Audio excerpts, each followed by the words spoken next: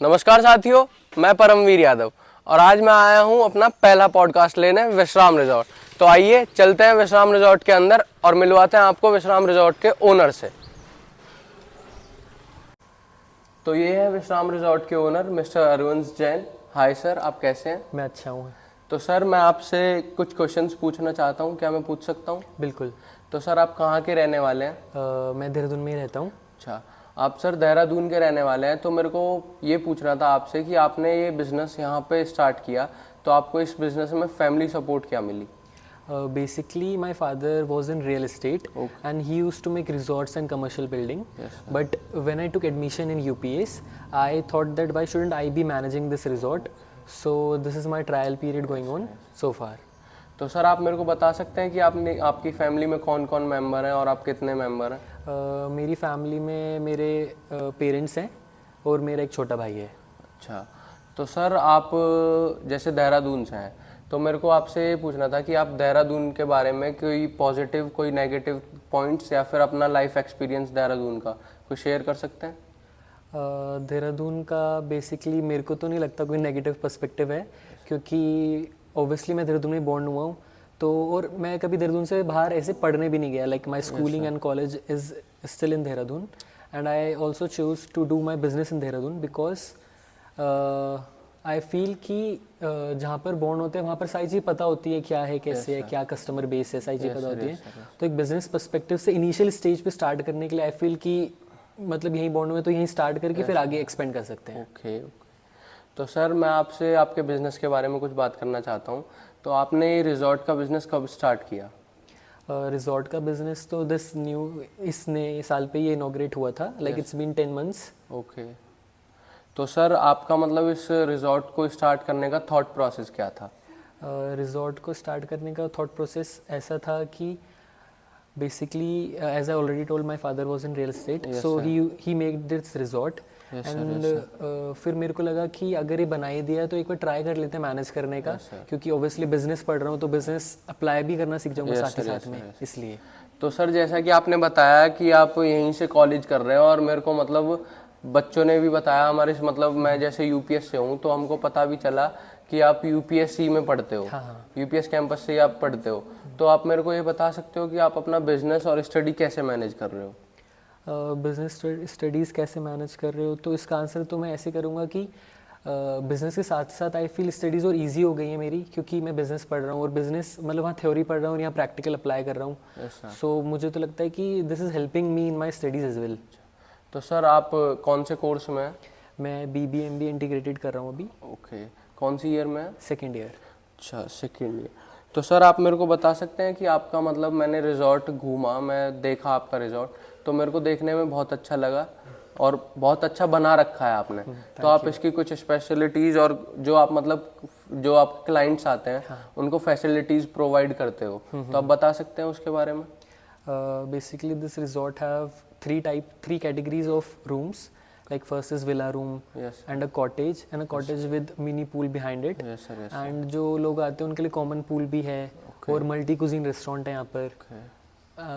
हम ये सारी चीज़ प्रोवाइड करते हैं यहाँ पर।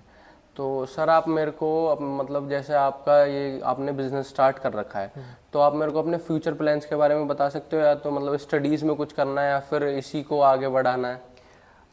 स्टडीज़ तो ऑब्वियसली करनी है, क्योंकि उससे एक प्रोफेशनल सेटिंग्स का पता लगता है कि हर जगह क्या चल रहा है। और बिज़नेस भी मेरे को करना है और आगे मतलब स्टडीज़ के बाद मेरे को जॉब नहीं करना, बिजनेस ही करना है, इसी को कंटिन्यू करना है।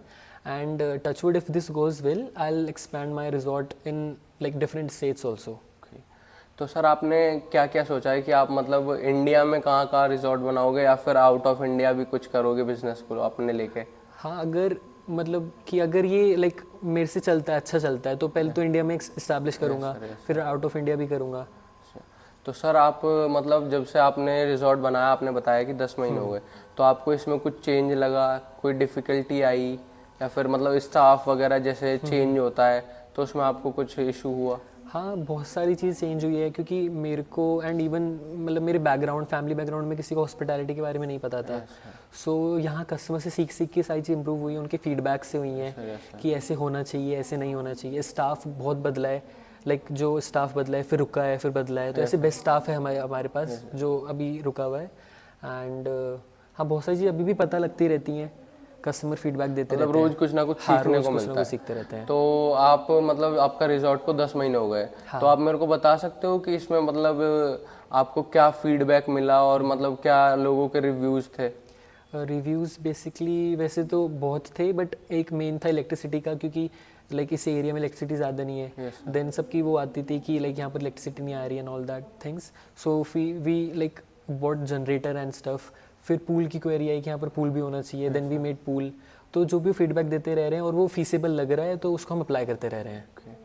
तो सर मैं आपसे पूछना चाहूँगा कि आपने जैसे बताया कि इलेक्ट्रिसिटी प्रॉब्लम थी, मैं आपसे पूछना चाहूँगा कि यहाँ पे वाटर प्रॉब्लम भी है और रोड इशू भी हुआ होगा आपको जब आपने ये बनाया था, तो मतलब रोड कनेक्टिविटी या फिर वो सब, तो उसके बारे में बताएंगे आप कि आपको मतलब रोड वगैरह कैसे मिला या फिर क्या हुआ?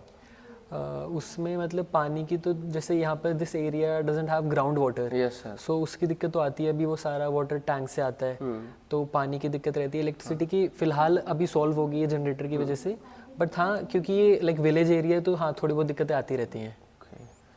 तो सर मैं आपसे पूछना चाहूँगा कि जैसे आप अभी स्टडी कर रहे हैं और बिजनेस भी चला है, तो आप हमारे यूथ को कुछ बताना चाहेंगे इससे कि मतलब कोई यूथ है कोई अपना मतलब कुछ करना चाहता है सेटअप, तो वो कैसे करे और मतलब उसको क्या क्या आप हेल्प कर सकते हो कुछ मतलब? इसमें मैं बस यही बताना चाहूँगा कि अगर like you want to do business, वो चलते चलते खुद ब खुद आ जाता है। कस्टमर खुद सिखा देते हैं कि कैसे बिजनेस होना चाहिए। जैसे अभी भी बहुत सारे कस्टमर बात करते हैं तो उनसे बात करते करते सीख जाते हैं। एंड अगर मैं अपने रिजॉर्ट बिजनेस के बारे में बोलूँ तो जैसे होटल्स होते हैं और रिजॉर्ट्स होते हैं। होटल में बहुत प्रोफेशनल सेटिंग्स होती हैं, like every staff is uniformed and everything, but resort में थोड़ा लाइट चल जाता है। तो यहाँ पर उस कमी को एक पर्सनल टच से पूरा कर सकते हैं, कस्टमर से बात करके पूरा कर सकते हैं। तो सारी चीज़ें कस्टमर ही बता देता है वैसे तो एक बिज़नेस के बारे में। हाँ, कस्टमर मतलब हेल्प भी करता है कि हाँ, क्या कैसे करना होना चाहिए, हाँ। ऐसे नहीं होना चाहिए था। ओके, तो सर मैं आपका ज़्यादा समय ना लेते हुए मैं आपसे लास्ट क्वेश्चन पूछना चाहूँगा कि मैं कैंपस में भी बहुत सुना है कि प्रोफेसर्स ने भी बोला है मेरे को कि यहाँ पे लेपर्ड अलर्ट है और एनिमल्स का बहुत वो है, फॉरेस्ट एरिया है पूरा, तो आपको कोई डिफ़िकल्टी फेस करी आपने अभी तक? डिफ़िकल्टी एज सच तो नहीं करी क्योंकि सारी बाउंड्रीज करा रखी हैं। Yes sir. तो लेपर्ड और उसके ऊपर पूरा बैरिकेडिंग है, तो ऐसे कोई जंप या ऐसा कुछ तो होता नहीं है। Yes sir. और फिलहाल तो आसपास तो वो रहते हैं, मतलब ऐसी कोई अंदर दिक्कत नहीं है। अंदर कोई इशू नहीं है, मतलब नहीं, सेफ है? हाँ, अंदर सेफ है। और मैं आपसे पूछना चाहूँगा कि आपका जो ये रिजॉर्ट है इसका एरिया आपको कुछ पता हो? This is 50,000 square feet in total, but हाँ सारी चीज़ें मिला के कि जैसे ओपन एरिया भी बहुत है यहाँ पर। Yes. Okay, thank you sir, thank you so much. आपने अपना इतना समय दिया मेरे को, थैंक यू। Thank you.